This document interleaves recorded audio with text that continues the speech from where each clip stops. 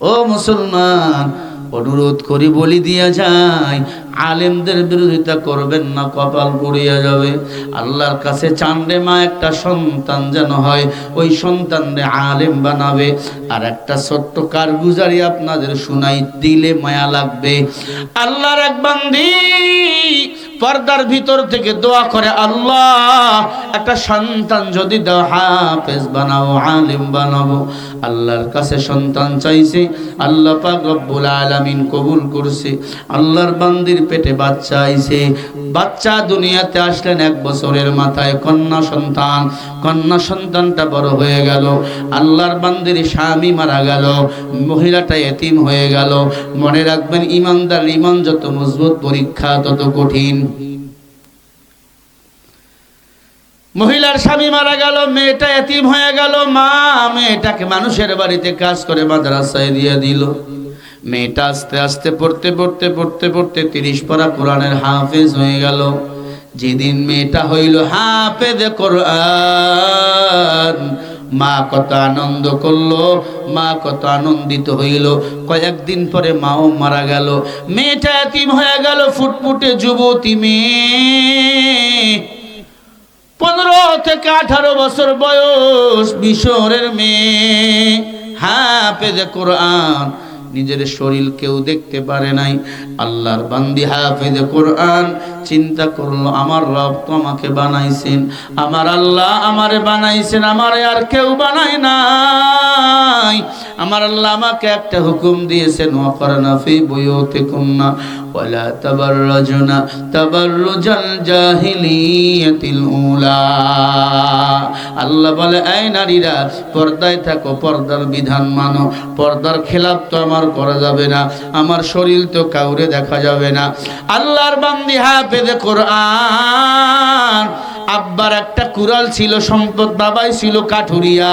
এই কুড়ালটা নিয়ে জঙ্গলায় চলে গেল। একটা বস্তার মতো কিছু একটা লাকড়ির বোঝা করলো।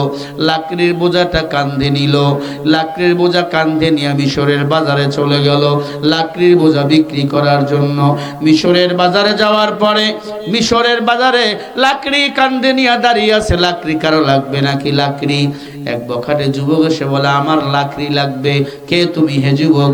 বলে, আমি এই দেশের বাদশাহ ইউসুফ জুনাওয়াজের সন্তান।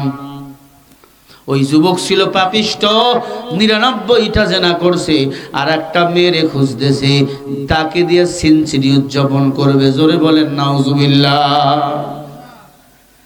মেয়েকে বলে, মেয়ে কত চাও? বলে 100 দিরহাম। বলে, আমি আরো 100 দিরহাম বাড়াইয়া দেব। শর্ত হলো এই লাকড়ির বোঝাটা আমার বাড়ির ছাদে দেওয়া লাগবে। মেয়ে বলে, আমি রেডি। তার মনের ভিতরের খবর তো কেউ জানে না। মেয়েটা এবার যুবক রে বলল, যুবক চলে আসছি তোমার বাড়িতে।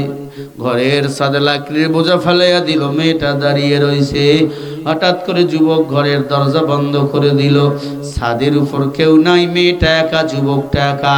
ডাক দিয়া বলে, রে মেয়ে, কে কে পৃথিবীতে আছে তোমার বেঁচে? বলে, আমার মাও নাই, বাবাও নাই, আমি এতিম। যুবক আরো শক্ত করে ধরে ফেললো। বলে, আমি তোমাকে 200 দিরহামের জায়গায় একটা বান্ডিল দিল। এখানে 1 লক্ষর মতো দিরহাম আছে। 5টা মিনিট সময় শুধু তুমি আমাকে দিবা। তুমি আমারে আপন করে নাও, আমি তোমাকে আপন করে নেব। আল্লাহর বান্দি হাফেজ কোরআন বলে, যুবক আল্লাহর কোরআন কি পড়ো নাই?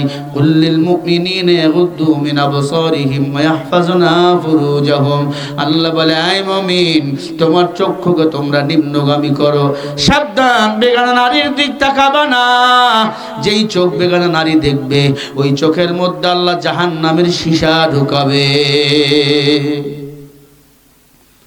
ও যুবক, তুমি কি কোরআন পড়ো না? বলে, আমি তো কোরআন মানি না, আমি মূর্তি পূজা করি। মূর্তি পূজা? বলেন নাউজুবিল্লাহ। আমি সূর্যের পূজা করি, আমি অগ্নির পূজা করি। আমার হিন্দু ভাইরা এখনো মূর্তি পূজা করে কি করে না? কিন্তু আমরা মুসলমান এক আল্লাহর গোলামি করি। মেয়েটা ডাক দিয়ে বলে, যুবক তুমি আমার যদি টাকার বস্তা এনে দাও, এরপরে আমি আমার ঈমান ছাড়বো না, আমি তোমার কুপ্রস্তাবে রাজি হব না। কারণ ইয়া আইয়ুহাল্লাযীনা আমানুত্তাকুল্লাহ, আমি মুসলমান, আমি এক আল্লাহকে ভয় পাই। ও যুবক, আমার সারিয়া দাও, তোর টাকা লাগবে না, আমার যেতে দাও। যুবক বলে যেতে দেব না, যদি রাজি না হও তোমাকে আমি জোর জবরদস্ত করে তোমার সতীত্ব কেড়ে নেব। মেয়েটা কান্না শুরু করলেন। মাথার মধ্যে বুদ্ধি আসলো, কৌশল খাটাইতে হয়। কি কৌশল? যুবক রে বলল, যুবক, আসরের নামাজের সময় হয়ে গেছে, আমারে কোনো একটা বস্তু এনে দাও বিছাবার জন্য, আমি নামাজ আদায় করবো রে যুবক। এক বদনা হুজুর পানি দাও। মেয়েটাকে এক বদনা হুজুর পানি দিল, আর বলে, মেয়ে নামাজ শেষ করে আমি কিন্তু যা চাবো তাই দেবো। মেয়ে বলে, আমাকে নামাজ পড়তে দাও। একটা যায় নামাজের মতো বিছাইয়া মেয়েটা উজু বানাইয়া নামাজ পড়লো। নামাজের সেজদাগুলো লম্বা, নামাজের সেজদায় কান্না শুরু করছে। আল্লাহ, ও আল্লাহ, তুমি মানুষ বানাইছো, তুমি কোরআন পাঠাইছো, মানুষের সিনায় কোরআন দিছো, কেন কোরআনওয়ালাদের বিউজ্জত করো? আল্লাহ, তুমি তো বলেছো, ইন্না নাহনু নাযালনা যিকরা ওয়া ইন্না লাহু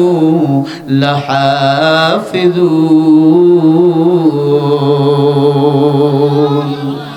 ও আল্লাহ, তুমি তো বলেছো কোরআন নাজিল করেছো, আমি আল্লাহ হেফাজত করব। আমি আল্লাহ, আল্লাহ তোমার কোরআনওয়ালা বান্দি সাদে বিপদে, ও আল্লাহ তুমি হেফাজত করো রে মালিক, তুমি ছাড়া আমার কেউ নাই। ওই বখাটে যুবক আমার সতীত্ব কেড়ে নিবে। তোমার হাবিব বলেছেন, দুই জিনিস যারা হেফাজত করবে, আল্লাহর হাবিব বলেন, দুই জিনিস যারা হেফাজত করবে তারা আল্লাহর জান্নাতের মেহমান হয়ে যাবে। আমার নবী জিম্মা নিবে।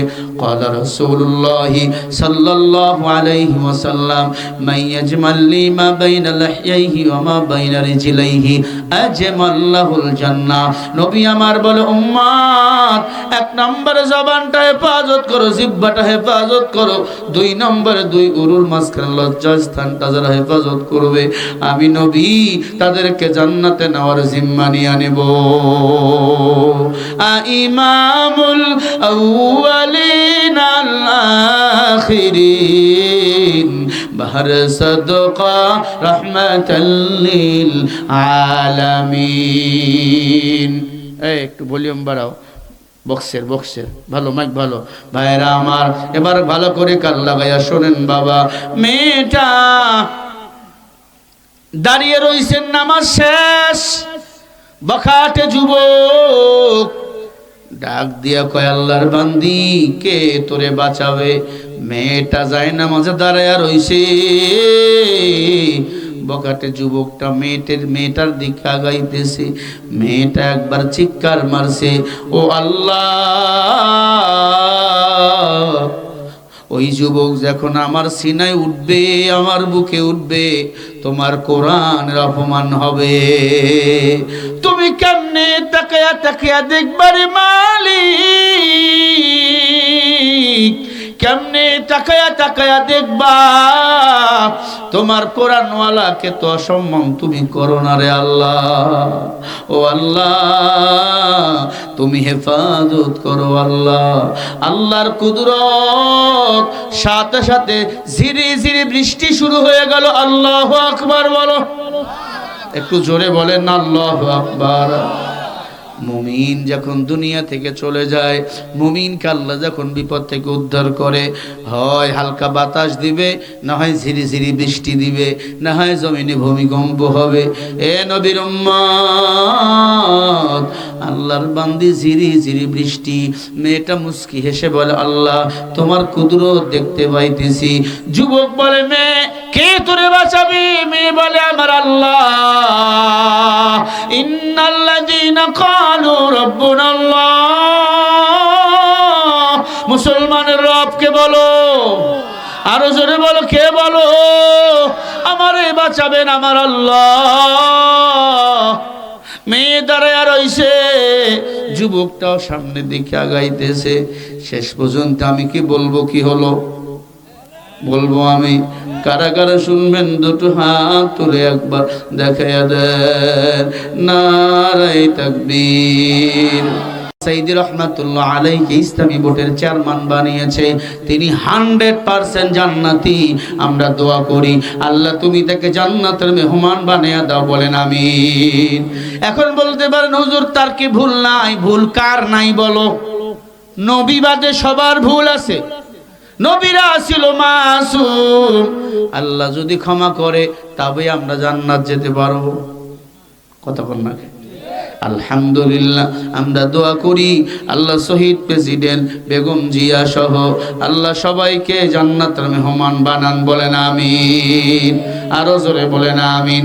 আপনাদের মা বাবা এই কবরে শুয়ে আছে, আল্লাহ আপনাদের মা বাবাকেও জান্নাতের মেহমান বানিয়ে দেন। কারো আব্বা যদি জাহান্নামের আগুনে জ্বলতে আছে, মা জ্বলতে আছে, ওদের জাহান্নামের আগুন থেকে বাঁচাতে চান, তাহলে কি করবেন? নবী বলেন তোমরা দান করো, দানের বিনিময় আমার আল্লাহ তাকে জাহান্নাম থেকে মুক্তি দিয়ে জান্নাতি বানিয়ে দেয়।